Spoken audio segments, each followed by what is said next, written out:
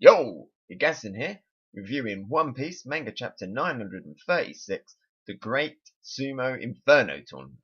I had such a blast reading this chapter, there's lots to talk about, so let's get into it.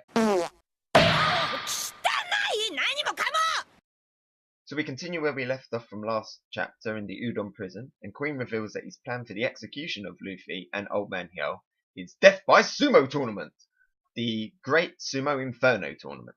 The rules are simple. There's only two ways that Luffy and Old Man Hyo can exit the ring, either by death, or, just in Luffy's case, by joining the Beast Pirates.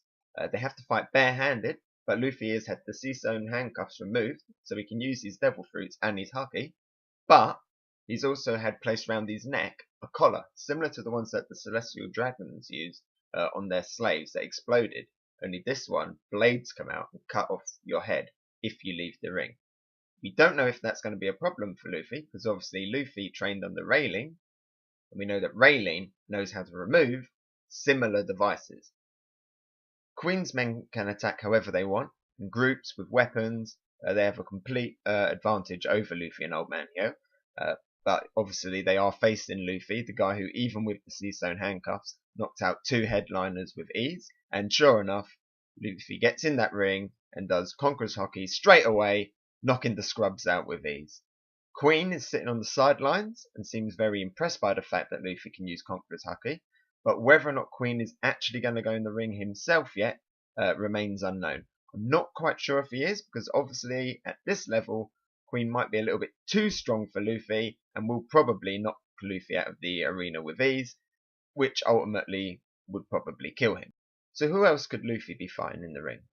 There's a chance that the Elephant Smile user might get in the ring. I have an idea on one other person that I could see Luffy fighting, and that person is Scratch Menapu.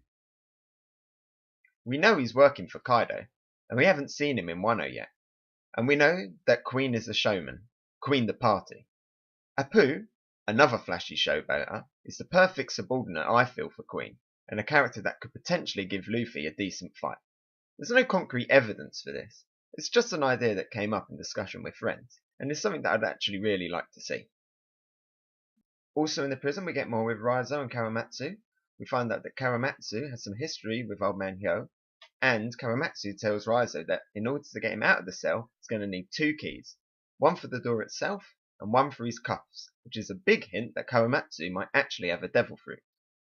Also, in order to get him out of the cell, they're going to need a bit of strength, because the door might be so rusted that even with the keys, it might not open.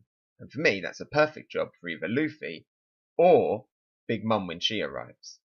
And, most importantly, we find out Kawamatsu's laugh, which is Kappa pa pa. Now, Kappa pa pa sounds very much like Kappa, a type of Japanese mythological creature. Kappa are basically humanoid river monsters that are a cross between a turtle, an otter, and a duck, with varying elements of each. The Pokemon Golduck is based off of Kappa, as is the Lotad family, so we might not get Oshawott Kawamatsu, but we might get Golduck Kawamatsu, or a little bit of both. The theory that Kawamatsu is still an otter mink is very high, as Kawa means river in Japanese, and otter is Kawauso.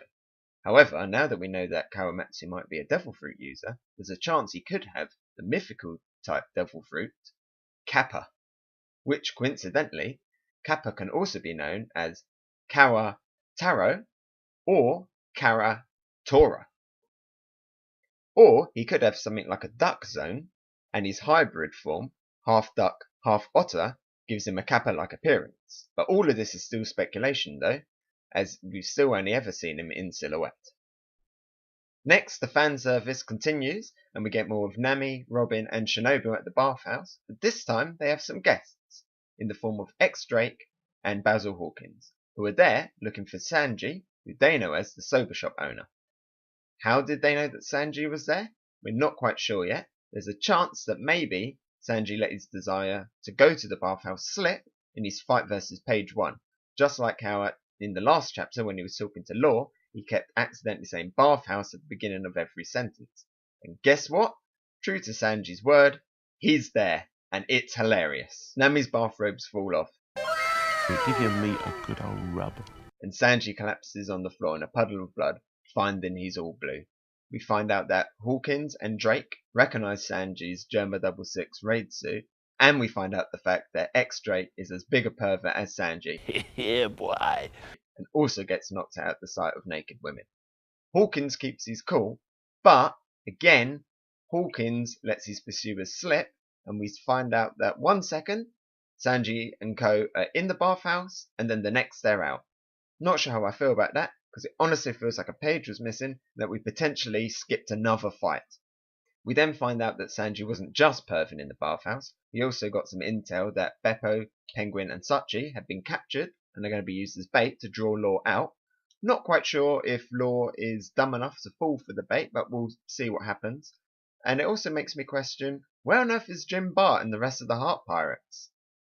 Finally, we end the chapter with Zoro in Ringo, the same place where Brook was at, and we find out that Zoro was caught up to the thief who stole his sword, with the sword being Shusui, which has been put back in Ryuma's grave. The thief is this giant guy, much bigger than Zoro, who has loads of weapons on his back, obviously some kind of collector. Zoro points out the fact that his allies are in need of weapons, and so decides to thieve them from the thief. I think it's pretty clear that this is going to be the character that Zoro eventually recruits for the Alliance, especially since this character is apparently based on a character from Japanese folklore called Benkei, who, in that story, has a fight on a bridge with a smaller man, in this case Zoro, loses to him, and eventually becomes his subordinate. I think it'd be interesting to see what happens to Shusui after this.